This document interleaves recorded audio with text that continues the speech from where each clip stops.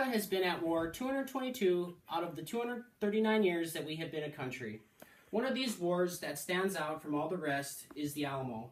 I will inform you about the most dramatic and well-known battle in American history. The Alamo has gone down in history as one of the most well-known wars in America, even though minimal information has been recorded. It's known for the dramatic battle scenes, the ruthless fighting, and the sequence of events between the Texan American and the Mexican Army. The soldiers at the Alamo showed courage, fighting through the Mexican onslaught. They stood tall with bravery, and in the end, sent an entire country into action. The Battle of the Alamo was waged between February 23, 1836, to March 6, 1836. The Alamo was never intended as a defensive structure for war, although it allowed for one standoff, which would later bring about the Texas Revolution.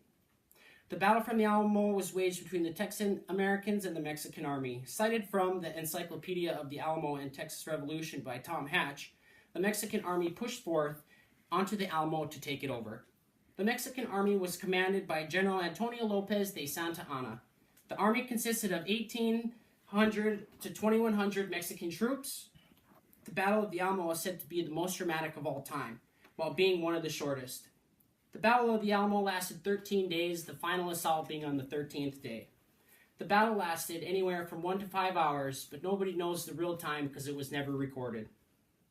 The Texan Army defended the Alamo, resulting in the death of every Texan American and 500 to 600 Mexican soldiers. The Texas Army retreated into the Alamo and defended the structure with all they had. The Texas Army was commanded by Lieutenant Colonel William Travis. The Texan Army consisted of 150 Texans, later receiving 32 Texas Rangers as support. The aftermath of the battle left all the Texan American troops dead. The Alamo was never constructed to be used in battle, but it was built for other peaceful purposes instead.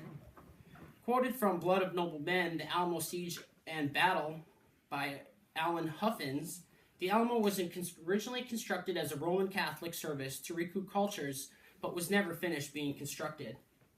When first constructed, the Alamo was known as Mission San Antonio de Valero, originally used as a home for mercenaries and to convert Native Americans to Christianity. Built by the Franciscans in 1870, this was used to encourage religion change.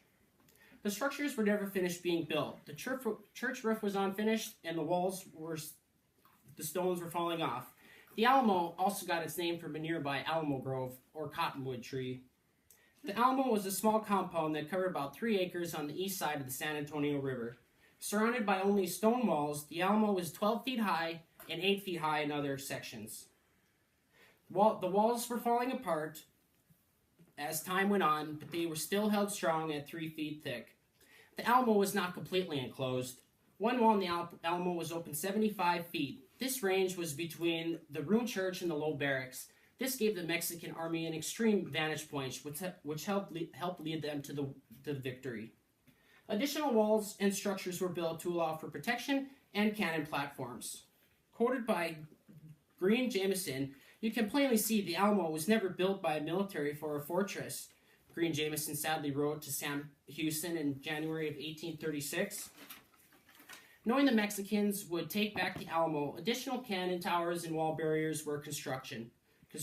Jameson took charge of the reconstructing with the Alamo and reconfigured gun positions. 18 cannons were installed from the 20 that were left behind from the Mexicans. Jameson built the structures so that the cannons could shoot over the wall. The size of the Alamo was too much for 182 men to defend. The 3 acres was just too much, which helped lead the Mexicans to victory. The Battle of the Alamo was won by the Mexican Army and was later retaken by the Texans. After the battle was over, 8 Mexican soldiers were killed for every 8 Texan defenders.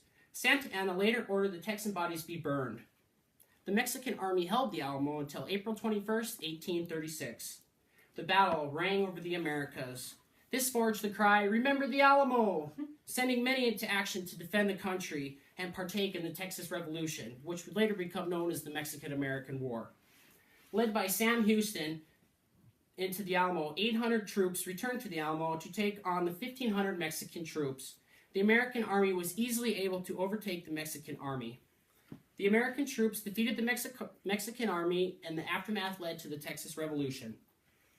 The Alamo was waged between the Texan Americans and the Mexican army over the Texas land. The Alamo was never constructed to be used as a war zone.